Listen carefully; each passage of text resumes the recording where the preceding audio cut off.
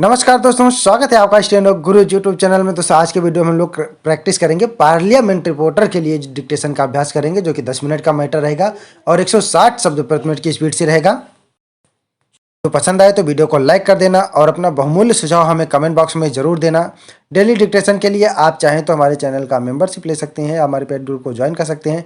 अधिक जानकारी के लिए आप हमें मेल कर सकते हैं। हमारी मेल आईडी है studyforstenographer@gmail.com। पीडीएफ इसका दोस्तों आप हमारे टेलीग्राम से डाउनलोड कर सकते हैं। टेलीग्राम का लिंक वीडियो के डिस्क्रिप्शन में दिया गया है। चैनल पर पहली बार आए हैं तो चैनल को सब्सक्राइब कर लीजिएगा, साथ में नोटिफिकेशन बेल ऑन रखना, जिससे हमारी आने वाली इंपॉर्टेंट वीडियो आपसे मिस ना हो। तो ज़्यादा समय न लेते हुए चलिए शुरू करते हैं। Ready 5 second start. सभापति महोदय, अभी कई माननीय सदस्य बोल चुके हैं। मैं यहाँ पर नहीं था, इसलिए अगर किसी बात को दोहरा दूं तो क्षमा करें। सभापति महोदय, जो आंकड़े आर्थिक सर्वेक्षण में दिखाए गए हैं और पिछले 2-4 दिन के अखबारों में, खासकर इकोनॉमिक्स टाइम्स में जो आंकड़े दिए जा रहे हैं, उससे ऐसा लग रहा है कि आर्थिक जगत में हिंदुस्तान इस स्थिति में है जहां सिर्फ अंधकार ही अंधकार है। खासकर जो 3-4 मुद्दे हैं उनके संबंध में कई माननीय सदस्यों ने भी कहा है। सभापति महोदय, अभी तक हिंदुस्तान में 2 नीतियों के संबंध में चर्चा होती है, आयात और निर्यात। जब माननीय मंत्री जी जवाब दें तो मैं जानना चाहूँगा कि आयात निर्यात की क्या स्थिति रही है। आपके पास आर्थिक समीक्षा है, हमारे पास भी है, और उसमें 2 साल और प्रायः 1.5 साल के आंकड़े हैं। आपने विदेश से कितना ऋण लिया है और उसकी कितनी अदायगी करते जा रहे हैं। हिंदुस्तान के द्वारा कितना विदेशी कर्जा लिया जा चुका है, कितना हमारे विदेश व्यापार में घाटा चल रहा है, हमारा आयात अधिक हो रहा है या कम हो रहा है, और निर्यात कितना कर रहे हैं, उसकी अदायगी कितनी कर रहे हैं। इन सारी चीज़ों पर यदि आप दृष्टिपात करें तो आप देखेंगे कि हिंदुस्तान का भविष्य अंधकारमय है। सभापति महोदय, मैंने कुछ दिन पहले एक प्रश्न किया था और मेरा प्रश्न सिर्फ जूट उद्योग के बारे में था। जूट का हमारा सबसे बड़ा बाजार अमेरिका है। किसी के वक्त की बात हो, लेकिन आप 2.5 साल के हमारे शासनकाल को निकाल दें तो बाकी वर्षों में किसका राज्य रहा है। 2.5 साल में जो आंकड़े हैं उनका भी आपके जो 1980-81 के आर्थिक समीक्षा के आंकड़ों से मुकाबला करें तो 2.5 साल में देश को निराशा हाथ नहीं लगी है। इस वास्ते यह चीज़ आप ना कहें, देश के नक्शे को आप अपने सामने रखें और देखें कि ट्रेंड किस ओर है और किस उसको आप रोकें। श्रीमान, जहां तक कुछ दिन पहले लोहा और इस्पात निर्यात करने वाले हम थे, आज उनको आयात करने की स्थिति में पहुंच गए। चीनी निर्यात करते थे, अब उसको आयात करने की सोच रहे हैं। इसी तरह से खाद्यान्न है, कोयला, सीमेंट, सारी चीज़ें हैं। आखिर क्या कारण है कि उनको निर्यात करने की बजाय आयात करने की नौबत आ गई है। मैंने उस दिन भी कहा था, आप चीन, जापान को देखिए या दूसरे और मुल्क हैं जिन चीज़ों में वह पहले आपके प्रतिद्वंदी नहीं थे, वह आज आपसे मुकाबला कर रहे हैं। विदेशी बाजार हमारे हाथ से जा रहा है। अगर वह मुकाबला कर सकते हैं तो हम क्यों नहीं कर सकते।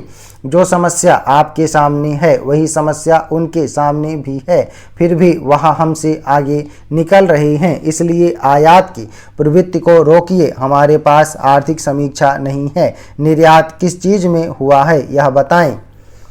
महोदय, आज जो देश का निर्यात बढ़ा है वह किन चीज़ों का बढ़ा है। इसमें विज्ञान और तकनीकी की कोई देन नहीं है। इनका निर्यात कच्चे माल का बढ़ा है।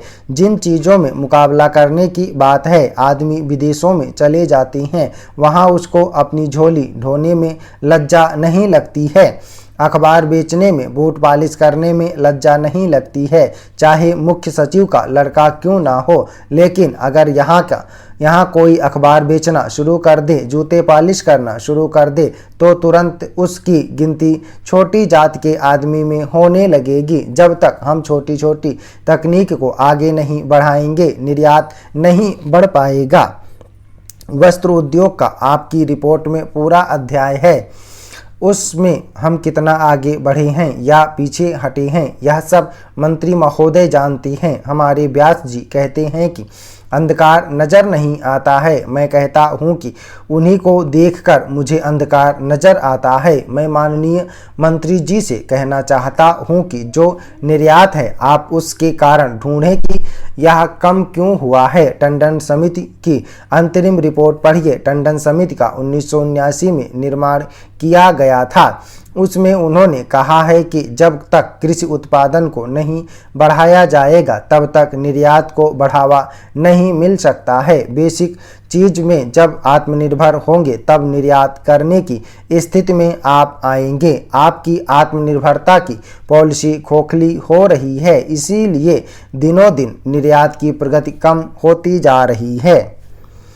जहां तक आंकड़ों का संबंध है, सरकार की रिपोर्टों के आंकड़े दिए गए हैं। इसके अलावा रोज अखबारों में, इकोनॉमिक्स टाइम्स में और आर्थिक जगत की पत्र पत्रिकाओं में आंकड़े दिए जाते हैं। लेकिन मंत्री महोदय अपनी आयात नीति और निर्यात नीति पर पुनर्विचार करें। वह पहले देश को स्वावलंबी बनाएं और अपनी आवश्यकता की वस्तुओं का अधिक से अधिक उत्पादन करें। वह निर्यात पर अधिक से अधिक जोर दें और आयात कम करें। हमारे देश पर कर्जा बढ़ता जा रहा है। हिंदुस्तान में जो बच्चे माँ के पेट में हैं वे भी विदेशों के कर्जदार हैं। इस स्थिति पर काबू पाने का प्रयास करना चाहिए। मंत्री महोदय वर्तमान समस्याओं का हल निकालने की कोशिश करें, जिससे मालूम हो कि विदेशी प्रतियोगिता में हमारा देश आगे बढ़ रहा है। जो संस्थाएं सफ़ेद हाथी बनी हुई हैं उनके कार्य में सुधार होना चाहिए। अपने देश की आवश्यकताओं को पूरा करने के लिए छोटे छोटे उद्योग और हथकरघा उद्योग का इस्तेमाल करना चाहिए। निर्यात पॉलिसी में सरकार ने कहा है कि हमारे लोग विदेशी बाजार में मुकाबला कर सकें। इसके लिए क्या क्या रियायत दी जाएगी वह तो ठीक है, लेकिन मेरा आग्रह है कि मंत्री महोदय अपनी नीतियों पर फिर से गौर करें। आयात को कम कर निर्यात को बढ़ाएं, तभी देश को स्वावलंबी बना सकेंगे। उपसभापति जी, मंत्री जी ने सदन के सामने यह प्रस्ताव उपस्थित किया है कि लोग अपनी राय दें कि अभी जो हिंदुस्तान की सरकार की नीति है जो कि अंतर्राष्ट्रीय क्षेत्र में चल रही है और हाल में अंतर्राष्ट्रीय क्षेत्र के संबंध में जो कुछ समझौता हुआ है उस पर संसद की क्या राय है, सदस्यों की क्या राय है। इस बात को जानने के लिए उन्होंने यह प्रस्ताव रखा है। जो प्रस्ताव सदन के सामने है उसके बारे में प्रायः मोटे तौर पर से सभी सदस्य समझते हैं कि अच्छा हुआ है, लेकिन 16 आने इसको अच्छा समझें ऐसी बात नहीं है। कुछ बातों को लेकर जो सदस्य हैं उनके दिमाग में कुछ संकोच है।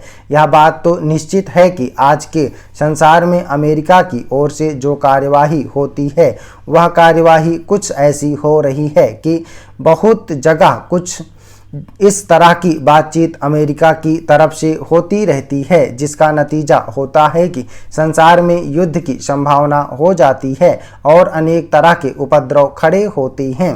वियतनाम में जो कुछ हुआ वह तो समाप्त हो गया, लेकिन फिर भी समाप्त होने के बाद भी वहाँ कुछ ना कुछ उपद्रव अभी भी चल ही रहा है। अभी हाल में जो अरब इजराइल युद्ध हुआ वह भी समाप्त हो गया है, जो मैं समझता हूँ संसार के लिए अच्छा हुआ है, लेकिन यह अस्थायी तौर से समाप्त हुआ है ऐसा नहीं कहा जा सकता है। अभी हाल में जो अमरीकी बेड़ा हिंद महासागर में आया हुआ है यह एक नया खतरा पैदा हुआ है।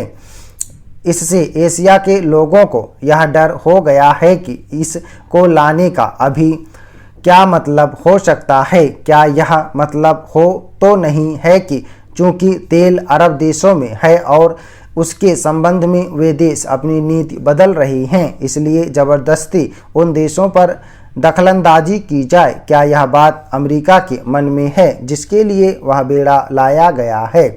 यह इसका पश्चिमी भाग में या उन लोगों को समय समय पर तंग करने के लिए यह बेड़ा लाया गया है तो उसके लिए अभी लोगों में चिंता है। जैसा कि बांग्लादेश बनने के समय भी हम लोगों ने देखा था, जब बांग्लादेश की लड़ाई चल रही थी और हिंदुस्तान और पाकिस्तान में युद्ध चल रहा था तो बंगाल की खाड़ी में अमेरिका का बेड़ा पहुंच गया था। इस तरह संसार में युद्ध की परिस्थिति को पनपाने की एक बहुत बड़ी जिम्मेदारी अमेरिका के ऊपर हो गई है।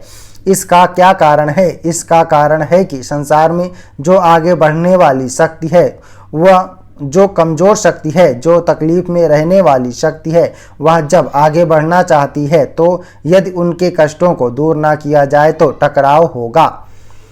महोदय, रूस के संबंध में चेकोस्लोवाकिया के साथ जो हो रहे, हंगरी के साथ जो रहे, उसको हमने अच्छी तरह से देख लिया है। इसलिए दोस्ती होने पर सारी बातें भूल जाना यह कभी अच्छा नहीं होता है। इसलिए हमें इस बात की सावधानी रखनी चाहिए कि हम जिनको भी दोस्त बनाएं, हम भावनाओं में ना बह जाएं। हमें इस संबंध में संयम से काम लेना चाहिए। इसलिए आज ज़रूरत इस बात की है कि हम जिससे भी दोस्ती करें उसमें हमें यह ख्याल रखना चाहिए कि आगे चलकर किसी तरह की कोई कठिनाई पैदा ना हो। स्टॉप। ओके दोस्तों, आप लोग इसको प्रैक्टिस करिएगा। सभी लोग मैटर को ट्रांसक्राइब करेंगे। कम से कम एक मैटर डेली ट्रांसक्राइब करना है आपको। 160 शब्द प्रति मिनट की स्पीड से है। डिक्टेशन को पूरा लिखने के लिए दोस्तों आपका बहुत बहुत धन्यवाद। आई होप कि वीडियो आपको पसंद आया होगा, तो वीडियो को लाइक करना मत भूलिएगा। और अगर अभी तक आपने हमारे चैनल को सब्सक्राइब नहीं किया तो प्लीज़ सब्सक्राइब करके घंटी के बटन को ऑन रखना, जिससे इंपॉर्टेंट वीडियो आपसे मिस ना हो। मेंबरशिप के लिए अगर आपको अधिक जानकारी चाहिए तो आप हमारे मेल कर सकते हैं। हमारी मेल आईडी है studyforstenographer@gmail.com, या आप हमारे यूट्यूब के ज्वाइन बटन में जाके वहाँ से भी जानकारी ले सकते हैं। तो थैंक्स फॉर वॉचिंग। जय हिंद, जय भारत।